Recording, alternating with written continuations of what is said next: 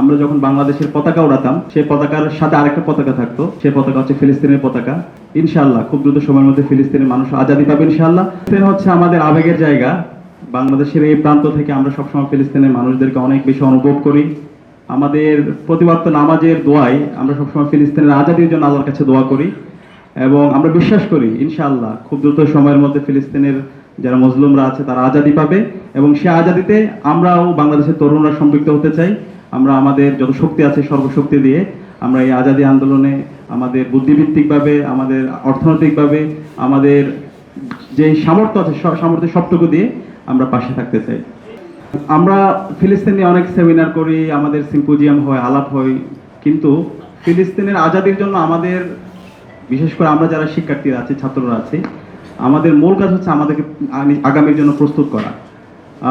আমরা যদি নিজেদেরকে প্রস্তুত করতে পারি এবং আমরা যদি ইনস্টিটিউশন বিল্ড আপ করতে পারি, যে ইনস্টিটিউশনের মাধ্যমে ফিলিস্তিনের মানুষের মুক্তির কথাগুলো আমরা বলতে পারবো, আমরা এখানে যারা আছি আমরা যদি মিডিয়া তৈরি করতে পারি, আমরা যদি ব্যবসায়িক প্রতিষ্ঠান তৈরি করতে পারি, আমরা যদি আমাদের অর্থনৈতিকভাবে আমরা স্বাবলম্বী হই এবং বুদ্ধিভিত্তিকভাবে ফিলিস্তিনের মানুষের উপর যে জুলুম হচ্ছে, যে জেনোসাইড হচ্ছে, সেটা যদি আমরা সারা বিশ্বের মানুষের কাছে আমাদের লেখনের মাধ্যমে, আমাদের জার্নাল আর্টিকেলের মাধ্যমে যদি আমরা তুলে ধরতে পারি, তাহলে এটা হবে মূল কাজ।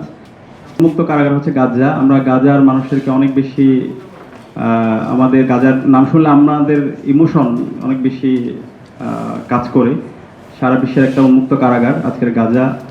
আমরা দেখতে পেয়েছি প্রায় 60,000-এর অধিক মানুষদেরকে ইসরায়েলি জায়নিস্ট হত্যা করেছে, প্রায় 20,000-এর অধিক আমাদের শিশুদেরকে হত্যা করেছে, আমাদের শহীদ করেছে।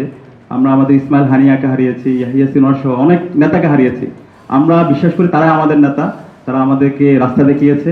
ইনশাআল্লাহ তাদের যে আদর্শ, তাদের যে লড়াই, সেই লড়াই আমরা আমৃত্যু জারি রাখবো ইনশাআল্লাহ। এবং আমাদের এই লড়াই সংগ্রাম এবং আমাদেরকে প্রস্তুত করার মাধ্যমে আমরা বিশ্বাস করি ইনশাআল্লাহ খুব দ্রুত সময়ের মধ্যে ফিলিস্তিনের মানুষ আজাদি পাবে ইনশাআল্লাহ।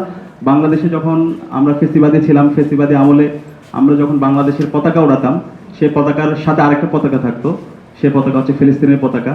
এবং যখন জুলাই বিপ্লব হচ্ছিল, সেই বিপ্লবে আমরা আমাদের এই বাংলাদেশের পতাকার পাশাপাশি ফিলিস্তিনের পতাকা উড়িয়েছি।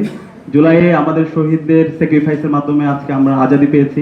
আজকে আমাদের বাংলাদেশে নতুনভাবে আমরা মত প্রকাশের স্বাধীনতা পেয়েছি। দেশের মানুষ তাদের ধর্ম চর্চা করতে পারছে, কিন্তু এখন পর্যন্ত ফিলিস্তিনের মানুষরা তারা আজাদি পায়নি, তাদের এখন আগ্রাসন আছে।